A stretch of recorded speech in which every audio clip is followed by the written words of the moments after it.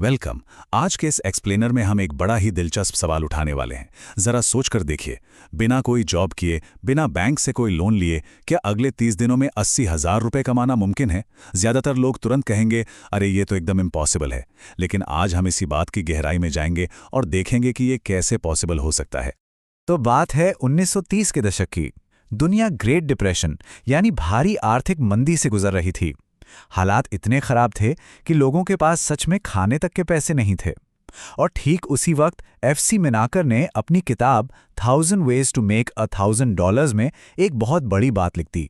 उन्होंने कहा कि पैसा कमाना कोई लक या किस्मत का खेल नहीं है, बल्कि ये एक स्किल है। मतलब इनकम जनरेट करना कोई जादू नहीं है जो बस कुछ ही लोगों के पास हो, बल्कि एक ऐसा हुनर है जिसे सीखा जा सकता है। इस पूरे कॉन्सेप्ट को अच्छे से समझने के लिए स्क्रीन पर मौजूद इन 6 पॉइंट्स का एक क्लियर रोड मैप फॉलो करेंगे।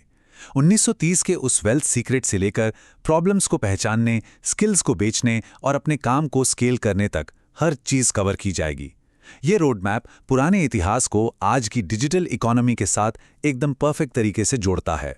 ओके, तो चलिए सीधा डाइव इन करते हैं हमारे पहले सेक्शन में, द 1930s वेल्थ सीक्रेट। यहां हम उस सबसे बेसिक रहस्य को डीकोड करेंगे कि कैसे हर बड़ी प्रॉब्लम के पीछे असल में एक शानदार बिजनेस अपॉर्चुनिटी छुपी होती है। अब देखिए, किसी भी प्रॉब्लम को देखने के 2 तरीके होते हैं। एक तो है रॉन्ग अप्रोच, जहां लोग बस प्रॉब्लम को देखकर कंप्लेन करते रहते हैं, और दूसरी है राइट अप्रोच, जो पूछती है इस प्रॉब्लम को फिक्स करने के पैसे कौन देगा। चलिए एक प्रैक्टिकल एग्जाम्पल लेते हैं। मोहल्ले में बहुत से बुजुर्ग होते हैं जिन्हें स्मार्टफोन, व्हाट्सएप या यूपीआई इस्तेमाल करने में बड़ी परेशानी होती है। आम नजरिया यह है कि इसे एक झंझट मान लिया जाए, लेकिन एक स्मार्ट इंसान इसमें एक बिजनेस देखता है।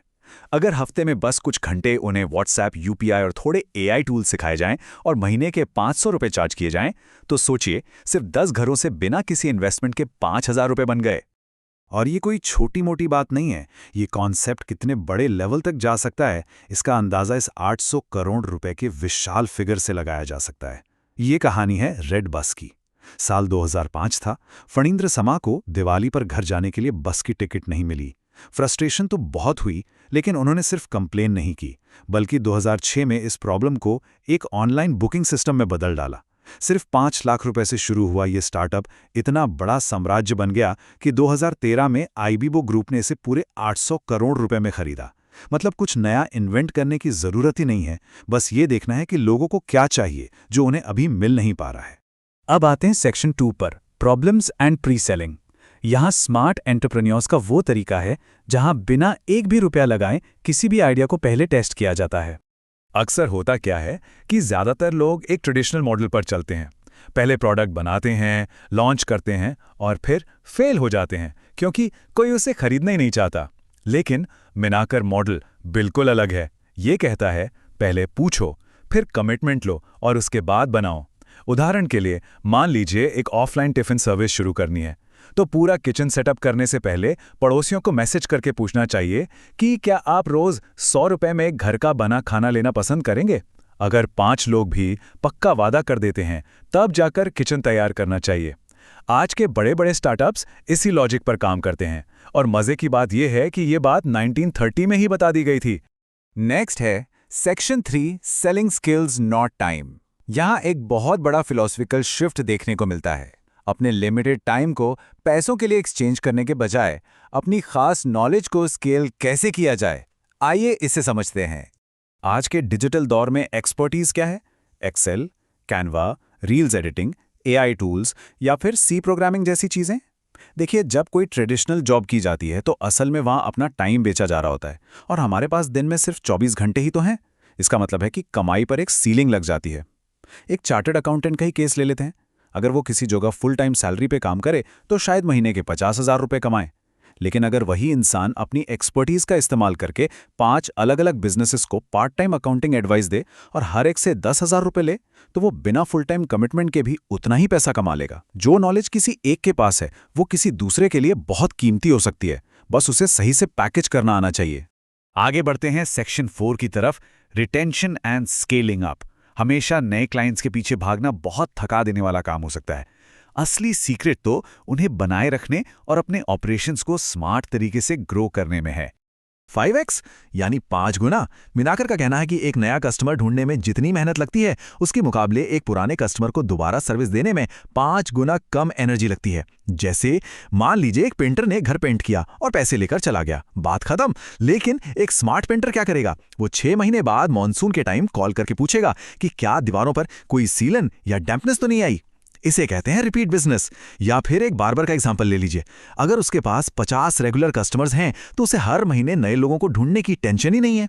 सच तो यह है कि नए कस्टमर्स ढूंढने के बजाय पुराने कस्टमर्स पर फोकस करना ही एक स्टेबल बिजनेस की असली बैकबोन है। और हाँ, स्केलिंग की शुरुआत अक्सर बहुत छोटे लेवल से होती है। इस बेकरी के प्रोग्रेशन को ही देख लीजिए। एक लड़की जिसे बेकिंग का शौक था, उसने पहले सिर्फ अपने दोस्तों के ऑर्डर से शुरुआत की, फिर इंस्टाग्राम पर एक पेज बनाया, उसके बाद एक छोटी सी बेकरी खोली और आगे चलकर बल्क कॉर्पोरेट ऑर्डर्स भी लेने लगी। आज वो महीने का 1 लाख रुपए जनरेट करती है। लेकिन शुरुआत तो सिर्फ एक चॉकलेट केक से हुई थी। प्रॉब्लम यह है कि अक्सर लोग इतना बड़ा सोच लेते हैं कि पहला कदम ही नहीं उठाते। वैसे ये याद रखना बड़ा दिलचस्प है कि आज 100 से ज़्यादा देशों में मौजूद मैकडॉनल्ड्स की शुरुआत भी तो छोटी सी रोड साइड स्टॉल से ही हुई थी। चलिए अब आते हैं सेक्शन 5 पर, द अल्टीमेट वैल्यू फॉर्मूला। ये शायद पूरे एक्सप्लेनर की सबसे पावरफुल टेक्निक है, जहां दूसरों की जिंदगी आसान बनाने से इनकम कमाना सिर्फ एक बाय प्रोडक्ट बन जाता है। एक सर्विस प्रोवाइडर और एक वैल्यू क्रिएटर के बीच का फर्क समझना बहुत जरूरी है। इसे इस माइक्रो केस स्टडी से समझते हैं। एक बेसिक फ्रीलांस वीडियो एडिटर बस उतना ही काम करेगा जितना उसे बोला गया है। उसने वीडियो एडिट किया, पैसे लिए और बात खत्म। उसकी कमाई हमेशा एवरेज ही रहेगी। लेकिन दूसरी तरफ होता है एक वैल्यू क्रिएटर। वो सिर्फ एडिट नहीं करेगा बल्कि क्लाइंट को सजेस्ट भी करेगा कि देखिए ये रील 30 सेकंड के बजाय 15 सेकंड में ज्यादा अच्छा परफॉर्म करेगी। बिल्कुल वैसे ही जैसे एक दुकानदार सिर्फ सामान ही नहीं बेचता बल्कि कस्टमर को उसे सही तरीके से यूज करना भी सिखाता है। ऐसे लोग जब एक्स्ट्रा सॉल्यूशंस देते हैं ना, तो उन्हें ज्यादा पैसे मांगने ही नहीं पड़ते। हायर इनकम और कस्टमर्स की लॉयल्टी खुद ब खुद उनके पीछे आती हैं। फाइनली हम पहुंच गए हैं अपने आखिरी सेक्शन 6 पर, टेकिंग एक्शन टुडे, जहां हम इस पूरी चर्चा को सम अप करेंगे। माना कि आज के टाइम में जॉब्स की कमी और ग्लोबल कॉन्फ्लिक्ट्स ऐसी बहुत सी मुश्किलें हैं, लेकिन जरा 1930 के उस भयानक मंदी वाले दौर को याद कीजिए जब सब कुछ तबाह था, फिर भी ये प्रिंसिपल्स काम कर रहे थे। तो जाते जाते ये एक बहुत गहरा सवाल सामने आता है, क्या पैसों की कमी असल में आइडियाज़ की कमी है या फिर एक्शन की कमी है? परफेक्ट टाइम का इंतजार करना एक बहुत बड़ा ट्रैप है, क्योंकि वो परफेक्ट टाइम कभी आता ही नहीं। फाइनेंशियल इंडिपेंडेंस का असली सीक्रेट बस इतना है कि इन टाइमलेस प्रिंसिपल्स को समझा जाए और बिना किसी देरी के आज से ही इन पर एक्शन लिया जाए। आसपास की प्रॉब्लम्स में छुपी अपॉर्चुनिटीज को पहचानना ही कामयाबी की असली चाबी है। इसी थॉट के साथ आज का ये एक्सप्लेनर यहीं पूरा होता है।